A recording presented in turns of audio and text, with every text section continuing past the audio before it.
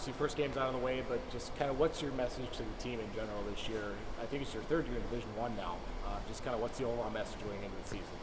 Well, I think every year is a different journey. We're so excited. I mean, to win 10 years in year one of Division One and 19 in year two. But every year, you know, you got a group of guys that you're trying to get to blend. Some of that is their skills, some of it is new faces, some of it's chemistry, and then some of it is just sheer experience. And so I think, you know, it's my 24th year coaching here. It's a special university, and every season brings a lot of high expectations and excitement. But I think in particular this year, coming off of what we did last season, we're really thrilled. We're excited to be home. And I think our fans are going to love watching these guys play really selflessly and tenaciously. You mentioned 24 years. That's almost a quarter century. I mean, that's quite the legacy there. I mean, what do you make of that as you transitioned to head coaching over years ago? What have you done to be able to sustain that?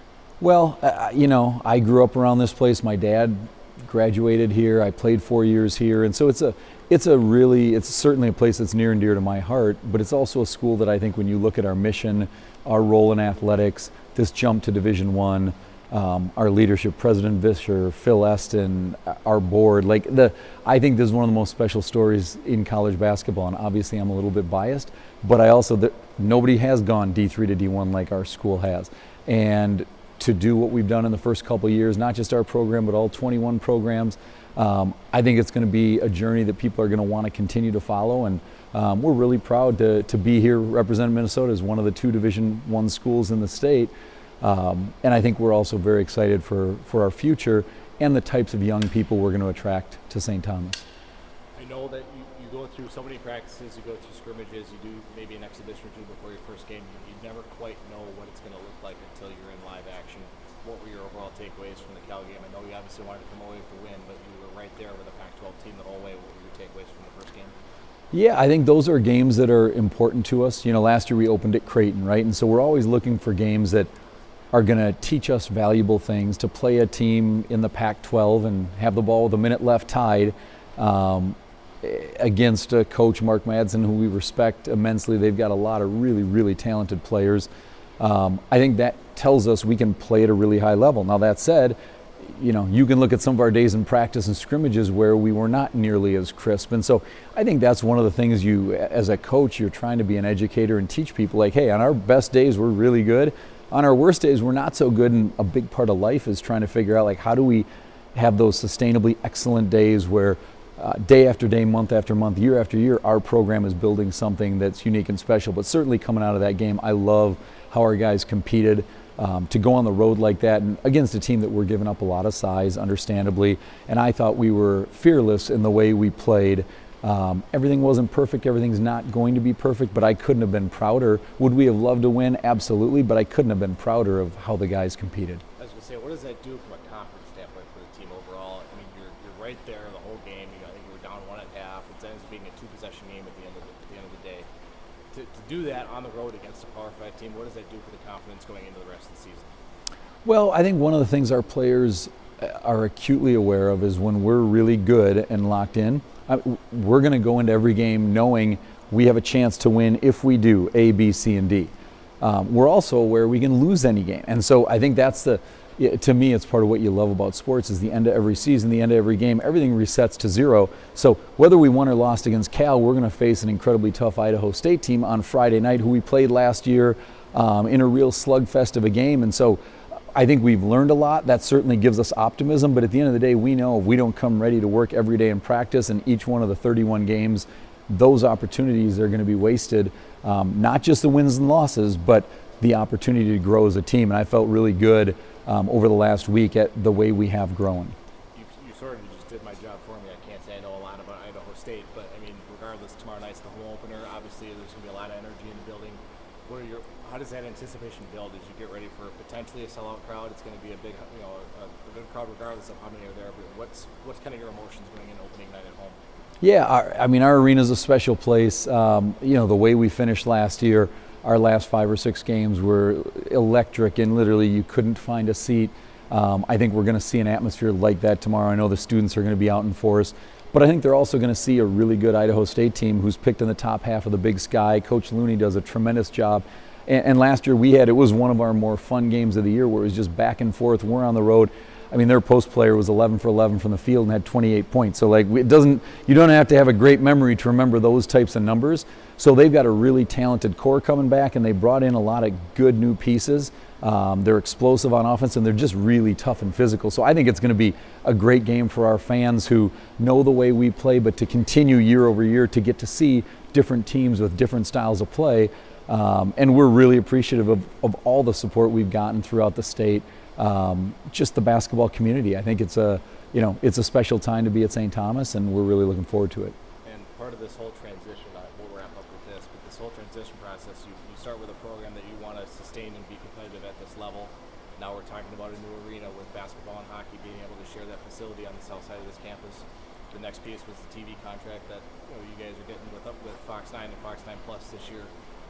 Mainly, you have a lot of kids who are local, and a lot of families are at the games, but some may not be able to get there, and they want to be able to watch the product on TV. What does it mean to you to be able to share your product on a local TV audience? It is incredible. I mean, we are so grateful to all of you. I think our leadership team, led by Phil Eston, I mean, what he's done over the last 2 years and his whole leadership team is really remarkable, right? You look at, we had 30 employees, and I think we have 110 in athletics.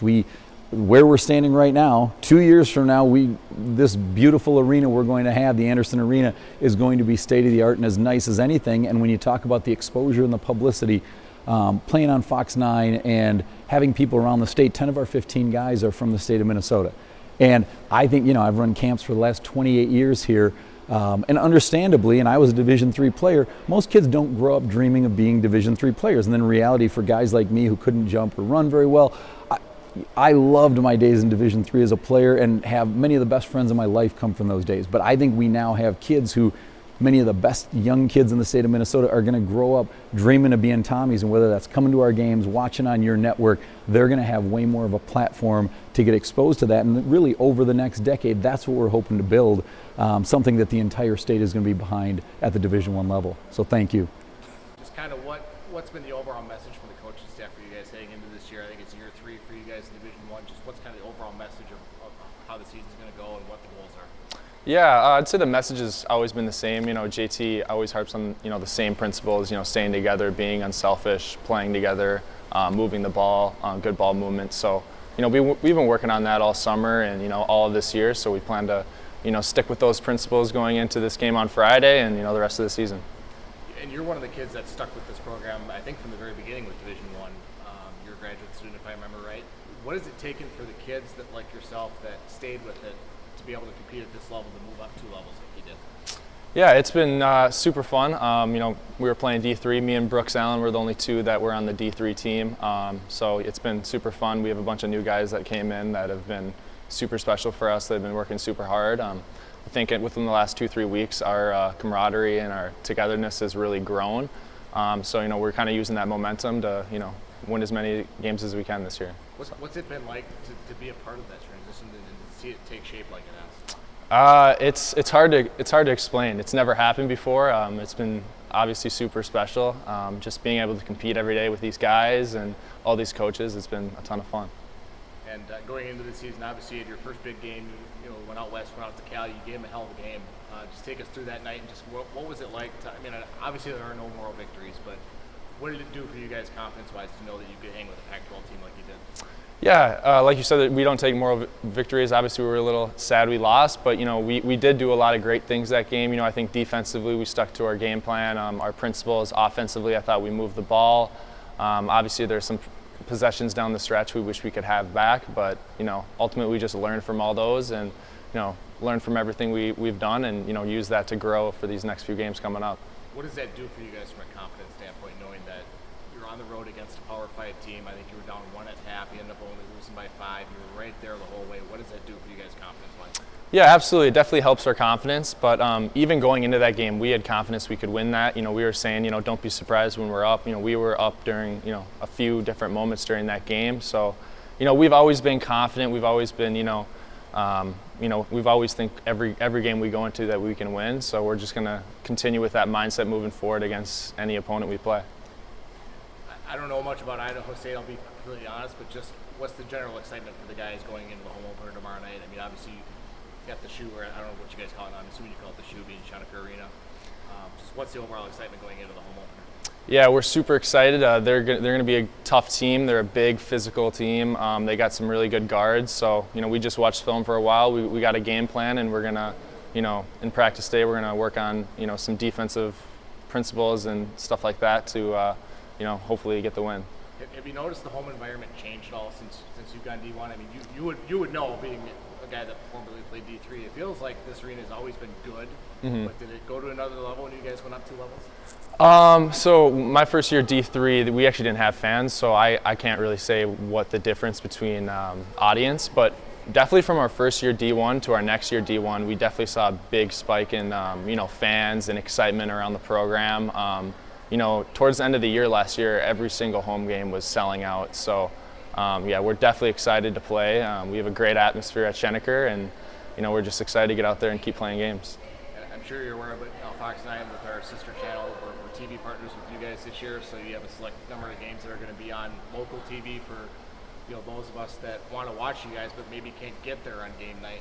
What's that like to know that maybe you might have some family that might not be able to make it, or some teammates might have some family that might not be able to get there? What's that like to just be able to have your games on local TV? Yeah, it's super, super awesome. I mean, Fox 9, be able to have games televised there, we're super excited. A local station that all of our family and friends can, tune in, live TV and watch us. Obviously, it's super special. So yeah, we're super grateful for Fox 9 to be able to partner with us and, stream a lot of our games. So.